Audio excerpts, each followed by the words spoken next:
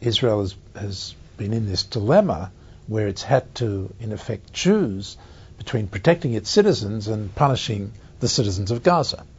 And that is, Secretary of State Clinton has said, unsustainable. This is At Brookings, a weekly in-depth look at the issues behind the news. This week, Israel and Gaza.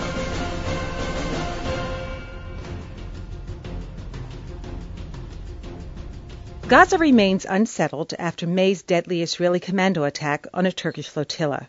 The ships, loaded with humanitarian supplies for Gazans, were boarded by Israeli soldiers in search of weapons. Amid an international outcry, Israel defends the raid, saying it was a move to keep guns out and ensure safety. Gaza has been under a joint Egyptian-Israeli blockade since the militant group Hamas took over in 2007. Foreign Policy Director Martin Indyk explains the situation and its impact on U.S. Middle East policy. Israel has, as I think President Obama has said, a legitimate security concern about Gaza being used as a launching pad for attacks on it. Hamas is committed to the destruction of Israel. They certainly oppose peace negotiations with Israel, and so there is that concern. The United States was all in favor of the blockade. We did not want Iran to be able to provide arms to Hamas. Now, we did not support what Israel did in taking over that ship. Martin, is the U.S.'s ability to negotiate issues in all of the Arab Muslim world hampered by its support of Israel or having Israel as an ally? There is a sense now that the administration has expressed that it is in the strategic interest of the United States to resolve the Israeli-Palestinian conflict. That did not used to be the case. If we can't make progress on the Israeli-Palestinian front, it tends to affect our credibility when we're trying to get the international community together, and particularly to get the Arabs on side with Israel against Iran. What's the background on the Gaza issue? The siege of Gaza was put on once Hamas gained control there. They did so through a military putsch. They had won the elections, and they were in a kind of national unity government with Fatah.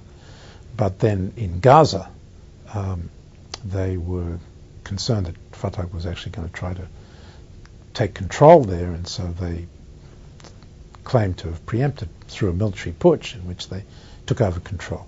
And that's when Israel, with the support not just of the United States, but of the quartet, the US, the EU, Russia, and the UN, supported this idea of controlling what would flow into Gaza so as to put pressure on Hamas to accept Israel and accept the process of negotiations with Israel, which didn't succeed. Explain Turkey's reaction to this whole event, if you would. Turkey's Prime Minister has been taking advantage of the very complicated situation in Gaza to build his standing in the Arab and Muslim world. With Europe pretty much shut off to Turkey because the Europeans are not prepared to have Turkey become a member of the EU, Erdogan has been pushing to try to build his relations with the Muslim and Arab worlds. And Gaza has proved to be a very useful device for doing that. Martin, what's your three-pronged proposal for addressing the situation in Gaza?